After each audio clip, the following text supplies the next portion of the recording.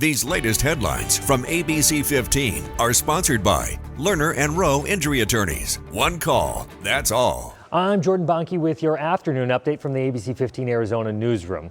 We're staying on top of our big stories, and it's day 2 of the jury selection in the trial of Chad Daybell. He's facing murder charges in the deaths of his stepchildren who once lived in the East Valley, as well as charges against the death of his ex-wife. Investigators say the bodies of the children were found buried in Chad's Idaho property. ABC15 will stay on top of this trial each day. And tomorrow, your concerns tied to teen violence will be front and center as we team up with our news partners over at KTAR for a roundtable about teen violence and your mental health. As part of KTAR's reporting on the project Youth on Edge, join us from 12 to 2 p.m. as our reporters go in depth, breaking down their months-long investigation into teen violence, how social media played a role, and how it has impacted our community. And as home prices continue to go up, so many people are being priced out of the housing market. A new Bankrate report shows that it takes a 6-figure income to be able to afford the typical home in 22 states. And yes, that does include Arizona. Researchers finding that you need to make, and get ready for this one, $110,000 a year to comfortably afford the median home in your state. There's been another hiccup in the new federal student financial aid forms this year. That could mean that more delays for students. The latest problem is colleges apparently got the wrong financial information for about 2 million families. The Department of Education blames it on faulty tax data from the IRS. The delays are leading some schools to push back the deadline for students to decide on their school choice by past May 1st. And ABC15 is keeping you up to date on a story that we first brought to you at the start of last year. That's Big Brothers Big Sisters Arizona. They're still in urgent need of mentors, specifically men. So last January, I met with a mentor and asked him, so how do you spend time with your little? And he just said, we're just guys being dudes. And that's what Big Brothers Big Sisters is asking for, just spending time, not necessarily money, to help change someone's life for the better and set a good example in your community. So at Big Brothers Big Sisters Arizona, there's more than 100 young men and boys that are looking for a male mentor in the valley right now. The commitment is to meet with a little 2 to 4 times a month for 1 year or longer.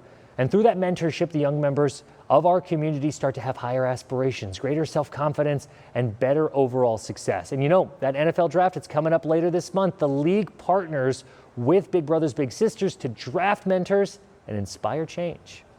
It's such a unique opportunity because you get to pick just one child and really focus in on what you can do, show them the life experience, broaden their horizons, show them things that you've gotten to experience that maybe they haven't, and share those things with them.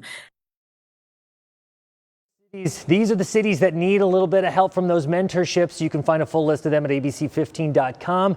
And just a reminder, you have to be over 18 years old. You can't have any DUIs in the past 5 years, and references are also going to be needed. All right, the Phoenix Zoo needs your help naming some brand new baby goats. 2 of their Nigerian dwarf goats, Hazel and Moth, gave birth to triplet girls and twin boys. Okay, your options are, and their groupings of names. For the girls, it's Peanut, Cashew, and Walnut, super cute. Peaches, Kiwi, and Mango, or Buttercup, Blossom, and Bubbles. And for the twin boys, it's Bambi and Flower, Cricket and Grasshopper, or Firefly and Beetle. You can vote online on their website until April 12th. So precious. Tracking your most accurate forecast, I'm meteorologist Jorge Torres. We are anticipating a warmer and drier Tuesday here in the valley. Great news for the morning afternoon commute as well, with temperatures starting off in the 50s and warming up into the mid 60s by midday with dry roads and a warmer commute home with those temperatures reaching the mid 70s. Officially forecasting a high today of 76 degrees, so a warm and dry April 2nd. That being said, these highs are still below average for this time of year, including up in the high country with highs today in the 50s in Flagstaff. Same for Heber and Cholo, mid 60s in Globe, upper 60s in Safford and the Old Pueblo, and 70s and 80s from the valley to the south and west as well. That 7-day forecast showing temperatures back in the 80s by Wednesday, near 90 on Thursday, with a chance for showers beginning Friday, then cooler for the weekend. Flagstaff, we're in the 60s by Wednesday, but another chance of rain and snow beginning Friday and Saturday, with those highs dropping from the 60s on Wednesday to the 30s for the early part of the weekend. We will have another update tonight. Until then, get the latest news, weather, and traffic at abc15.com or by downloading that free ABC15 mobile app. Thanks so much for watching.